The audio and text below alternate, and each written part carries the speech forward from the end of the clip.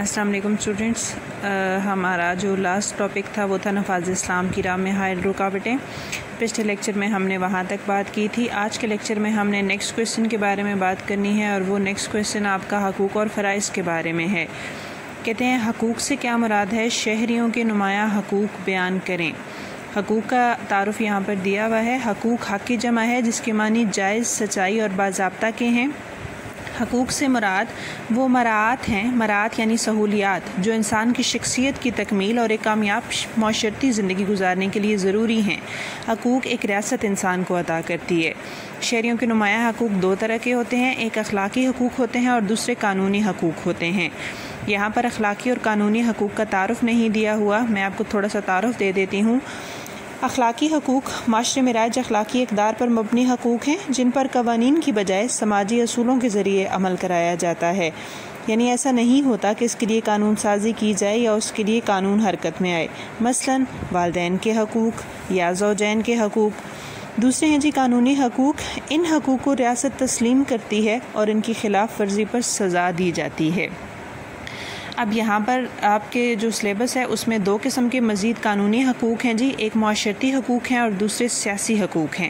اب یہاں پر ہم دیکھتے ہیں کہ معاشرتی حقوق کون کون سے ہیں۔ معاشرتی حقوق میں جو سب سے پہلا حق ہے وہ ہے حق زندگی۔ حق زندگی سے مراد ہر شہری کو زندہ رہنے کا حق حاصل ہے۔ کوئی فرد یا ادارہ کسی شخص کو اس کی زندگی سے محروم نہیں کر سکتا۔ پھر ہے جی حق جائیداد۔ حق جائیداد سے مراد ہر شہری کو جائیداد خریدنے اور فروخت کرنے کا حق حاصل ہے۔ کوئی شخص یا ادارہ کسی شخص کی جائیداد پر غصبانہ قبضہ یا کسی قسم کا نقصان پہنچانے کا حق نہیں رکھتا۔ غصبانہ ہوتا ہے زبردستی۔ حق مذہب و عقیدہ۔ حق مذہب اور عقیدہ سے مراد ہر شخص کو اپنی پسند کا مذہب اور عقیدہ اختیار کرنے کا حق حاصل ہے۔ ہر شخص کو حق حاصل ہے کہ وہ اپنے مذہب کے مطابق عبادت اور زندگی بسر کرے۔ حق تحریر و تقریر۔ حق تحریر و تقریر سے مراد ہر شخص کو سوچنے اور اپنے خیالات کو زبان اور تحریر کے ذریعے اظہار کرنے کا حق حاصل ہے۔ کوئی حکومت کسی انسان کی تحریر و تقریر کی آزادی پر پابندی عائد نہیں کر سکتی، یعنی اگر کسی انسان کے افکار و نظریات ایسے ہیں کہ اس کو دوسرے لوگوں تک پہنچنا چاہیے تو حکومت ایسے شخص پر پابندی عائد نہیں کر سکتی۔ حق تعلیم۔ حق تعلیم سے مراد ہر شخص کو بلا امتیاز یعنی بغیر کسی فرق کے علم حاصل کرنے کا حق حاصل ہے۔ کوئی شخص یا ادارہ کسی شخص کو کسی قسم کے علم کے حصول کے لیے روک نہیں سکتا۔ حق مساوات یعنی برابری۔ حق مساوات سے مراد یہ ہے کہ تمام انسان برابر ہیں، کسی شخص کو کسی امتیاز کی بنا پر کسی دوسرے شخص پر برتری حاصل نہیں۔ تمام انسانوں کے بنیادی حقوق یکساں ہیں، ہر شخص کو ترقی کے یکساں مواقع فراہم ہونے چاہئیں۔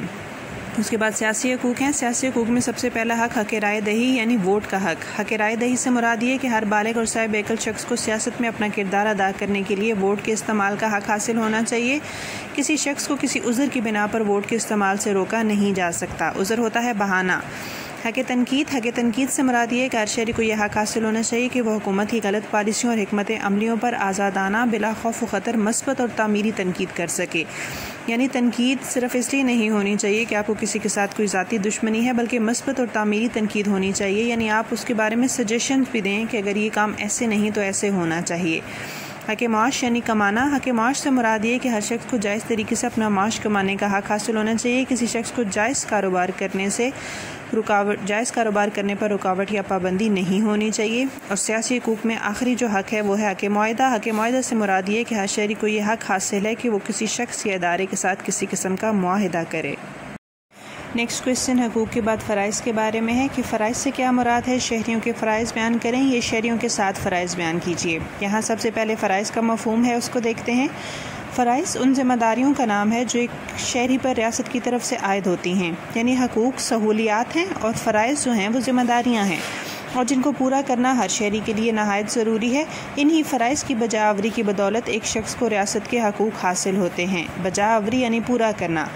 اب یہاں پر کون کون سے فرائض ہیں جی شہریوں کے؟ سب سے پہلا ہے ریاست سے وفاداری۔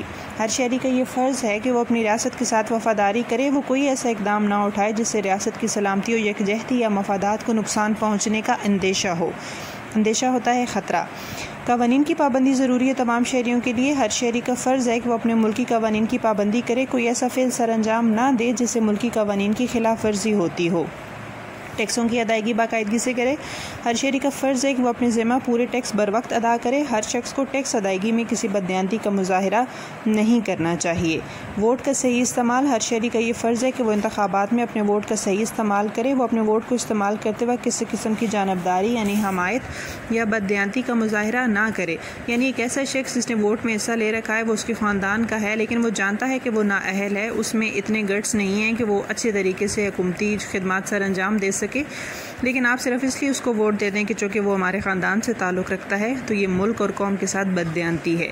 خدمت خلق سے مراد ہر شہری کا فرض ہے کہ وہ اپنی استطاعت اور اہلیت کے مطابق ملک اور قوم کی خدمت کرے۔ ہر شہری کا فرض ہے کہ وہ ملک کے فلاحی کاموں میں حصہ لے۔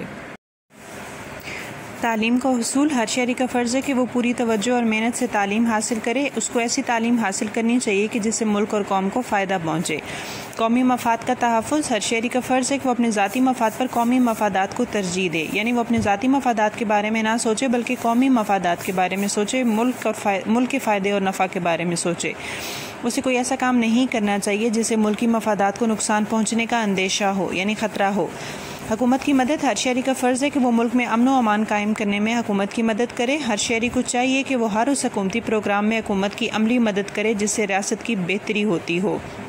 ذمہ دارانہ رویہ اپنانا چاہیے، ہر شہری کا فرض ہے کہ وہ حکومتی اور باہمی معاملات میں ذمہ دارانہ رویے کا مظاہرہ کرے تاکہ ریاستی امور کو بہتر انداز میں چلایا جا سکے۔